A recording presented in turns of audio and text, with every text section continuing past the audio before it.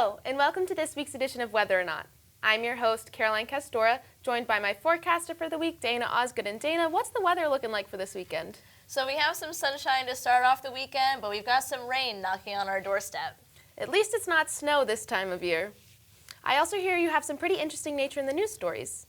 Yes, so I have two stories on this week, one of them being on the COP27 Climate Change Summit, and the other one is on the World Cup. Those sound very interesting. I've been watching the World Cup, and it's been very entertaining. My stories are on the Mauna Loa volcanic eruption that's occurring in Hawaii.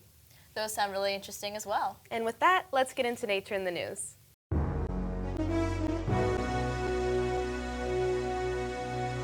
The world's largest active volcano erupted for the first time in decades.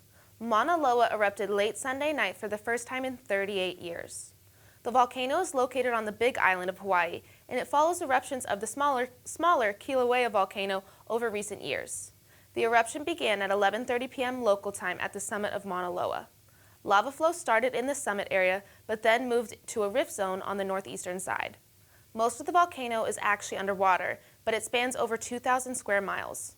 Volcanologists knew the volcano was pressurizing and that magma was moving into the system, which is what's playing out. Officials say there is no risk to air travelers, but airlines like Southwest canceled flights to Hilo International Airport. Other threats include winds carrying volcanic gas, fine ash, and thin glass fibers known as Pele's hair. This event is ongoing and will continue to be monitored. The World Cup is a momentous occasion for fans of soccer all over the world. This year, the matches are being played in Qatar, which has been a bit controversial. The World Cup is typically played in the summer, but this year the games are being held in mid-November through early December. And the reason for this is the weather. Qatar is on the same line of latitude as Miami, Florida, but the desert climate makes temperatures there significantly higher. In winter, daily highs reach the mid-70s and 80s. If the World Cup took place there in the summer like usual, players would be contending with temperatures well over 100 degrees. The heat isn't the only part of the climate impacting the games. Qatar sees only around 2 inches of rain per year. The dryness makes the region rather dusty when strong northerly winds, called shamal winds, blow into the Arabian Peninsula from May to August. These weather conditions can make travel and play difficult, so FIFA decided to hold the matches in the winter to avoid some of the trouble they cause. The Mauna Loa eruption has disrupted a climate tool used to measure carbon emissions in the atmosphere.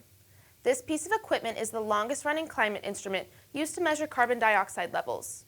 This climate tool has been used to maintain the Keeling curve, which is the authoritative measurement of atmospheric carbon dioxide, and it's a crucial piece of evidence for the climate crisis. The Keeling curve graph consists of daily carbon dioxide concentration measurements taken at Mauna Loa since 1958. The tool has lost power and isn't taking or recording data. Researchers at the Scripps Institution of Oceanography at the University of California in San Diego are now trying to find an alternative location for the equipment.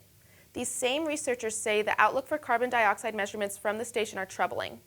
The Keeling curve has been critical at proving how much planet-warming emissions have been skyrocketing in comparison to previous decades. The Mauna Loa volcano was the ideal location to measure carbon dioxide levels because it's far away from other major land masses at more than 11,000 feet above sea level. NOAA also has a device at this site. There have only been a few instances prior where readings were unavailable, once during 1964 because of federal budget cuts, and once during the last eruption at Mauna Loa because power lines were cut off. This situation appears to be much worse than last time's, and the timeline is unclear. 2 weeks ago, the United Nations held their 27th Climate Change Conference, called COP27, in Sharm el-Sheikh, Egypt. This year, government officials and negotiators agreed to reaffirm efforts to keep the global temperature rise to 1.5 degrees Celsius or lower from pre-industrial levels. A key takeaway from the conference is the Loss and Damage Fund for Poorer Nations. The goal of the fund is to compensate poorer nations for the damage they are experiencing due to extreme weather and climate change. This issue was first raised by climate-vulnerable countries 30 years ago, but was never addressed until now. A big backer of the fund was the European Union, which helped pave the way for the fund's approval. The details still need to be ironed out, including which countries will pay into it. Additionally, there has been some disappointment that reducing emissions was not a major point made at this year's conference, frustrating some with the slow pace of decarbonization. The conference ended last week with a new plan to fight climate change, and while some countries are happier with the results than others, there is still more work to be done to help reduce the global effects of a changing climate.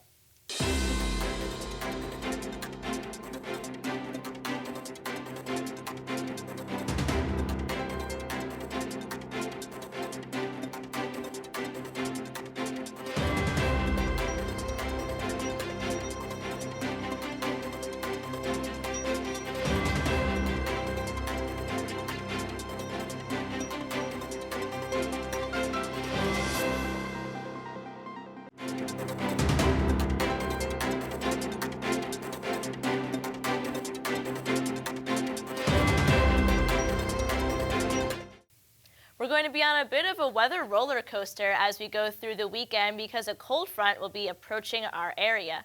But on Friday, high pressure is still in control, which means most of the Northeast is going to be seeing plenty of sunshine. Just to our west, we do have some more cloud cover because of that approaching cold front, but temperatures in this region are a bit above average, so it's going to feel a little bit more mild out there. But temperatures closer to our east are right around average for this time of year. But changes are on the way as Friday night that cold front approaches. So showers are going to start overnight Friday around midnight or just after midnight. And then on Saturday, most of the Northeast is going to be seeing some form of rain showers throughout the day. Ahead of the cold front, it is going to be quite warm, so it's not going to be feeling much like December with temperatures around 5 to 10 degrees above average. But it's going to be rather windy ahead and behind the cold front as well. So maybe you'll want to bring a rain jacket instead of an umbrella so it doesn't go upside down. And then as we go into Sunday, that cold front exits offshore and high pressure moves in from the west. Therefore, our skies clear out. Just a couple of clouds scattered through, especially in the west. But temperatures are going to be taking a tumble, so it's going to feel a little bit more like December. So to recap, on Friday, increase in clouds ahead of that cold front with temperatures in the middle 40s, and then those showers begin to move in Friday night with lows just above freezing. So the precip is going to be mostly rain, but we could see some mixing in higher elevations. On Saturday, it's going to be quite warm, temperatures much above average, but it's not going to be a super nice day outside with those rainy conditions and those rain showers going through our area. And then Saturday night, that cold front is moved out of our area, so mostly cloudy skies remain, but temperatures take a tumble into the middle 20s. And then as we go into the day Sunday, those temperatures don't rebound very much, struggling to get out of the 40s, but we do have some sunshine. And we'll be back in a moment with Kyle X feature on the polar vortex. Now, more than ever, people are becoming very conscious of climate change, but there's something keeping a few skeptical of such change, that being the polar vortex. It's a large area of rotating low pressure over the north and south poles. Upon hearing the term polar vortex, some people may think of the 2014 Arctic outbreak over the United States and how much media coverage that got, and incorrectly believe that is something new. In fact, several polar vortex outbreaks have occurred in the United States since the 1970s. People can also link the polar vortex to winter, snow, and bitter cold, but what exactly causes it in the first place? The sun plays an important role. As autumn transitions to winter, the sun's angle in the northern hemisphere decreases to a minimum. This is an early sign of a developing polar vortex. It can have stark impacts on our weather in the United States. However, it's not just areas near the Earth's surface that experience the polar vortex. Normally, the polar vortex keeps bitter cold air locked in over the Arctic regions of the northern hemisphere. Every once in a while, however, this extreme cold can escape the high latitudes. This often occurs following what's referred to as a sudden stratospheric warming event. This occurs when temperatures high in the stratosphere quickly increase, which then cause the counterclockwise rotating polar vortex to weaken and switch to rotating clockwise. Thereafter, very cold air can sink from the stratosphere into the troposphere, which is closer to sea level, and send that quintessential winter chill into the United States. Sometimes, forecasters can anticipate these sudden stratospheric warming events to happen in such a way where they can forecast them well in advance, and other times these can happen on short notice, creating big headaches for them. Each time the polar vortex dives southward into North America, one of the first things that comes to mind is the bone-chilling air that lashes out. However, it's not just the bitter cold that people need to watch out for in the lower 48. other factors come into play as well. Something that often goes hand in hand with Arctic chill during a polar vortex breakdown is heavy snow. A good example of this is the 2014 winter season, particularly in places in the eastern U.S. where temperatures were well below normal for a good chunk of the season. After a mild first few days of 2014, east of the Mississippi River, a potent winter storm plowed through portions of the Midwest and Northeast in early January, beginning what went on to be a parade of Arctic air intrusions that lasted into the month of March. Since polar vortex can break down on a very short time scale and that no two polar vortex events are completely alike, trying to use previous polar vortex events as analogs to predict future ones is not very accurate. Rather, looking at various computer models and changes in upper tropospheric and stratospheric temperatures can give forecasters a better handle on whether or not a polar vortex event is either about to take place or is already occurring. Sometimes, the polar vortex can break down after winter comes to an end. When this happens, it can really put a strain on things such as agriculture and trees. Near the Gulf Coast, where it's generally milder, the most impactful polar vortex breakdowns can actually take shape during the dead of winter. It doesn't take blockbuster snowstorms and sub-zero temperatures to cause damage. All it takes is freezing temperatures to do the trick, something Central PA sees roughly 4 months out of the year. After looking back on the 2014 polar vortex breakdown, it's evident just how abruptly elements of the atmosphere can change and the ramifications it can cause for people. For whether or not, I'm student meteorologist Kyle Eck.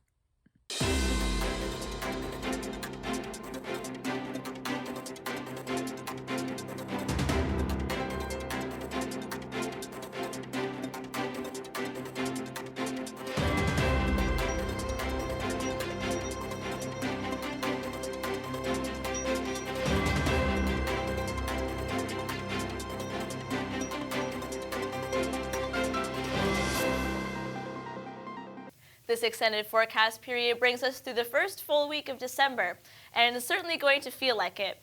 But first, for the weekend, on Friday, we have that cold front that's going to be approaching, so we're going to be seeing mostly cloudy skies ahead of it, with temperatures right around or just above average for this time of year. But as that cold front approaches, we're going to start seeing some showers overnight, and that's going to continue into the day on Saturday. Temperatures are going to be well above average on Saturday with highs in the middle 50s. However, it's not going to be really a nice day to get out and do anything because of those rain showers.